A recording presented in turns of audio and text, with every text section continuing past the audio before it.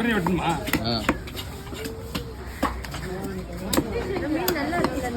மீன்லாம் ஒன்றும் கிடையாது. மணி என்ன ஆகுது? மணி ஒன்றா போதா? நீங்கள் 4 மணிக்கு செய்யுங்க, ஒன்றுமே ஆகாது. டைம் சொல்ல புரியுதா?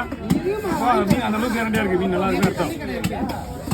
நம்ம கேரண்டி கொடுத்த பொழுது தான் மீன் என்ன கட்டி நல்லா இருக்கு. எங்கே போகணும்?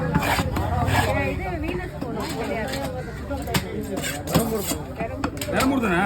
போயிடலாம் ஒன்றும் பிரச்சனை. ஐஸ்லாம் போடாதீங்க, அப்படியே கொண்டு போகணும். எவ்வளோ? 1200.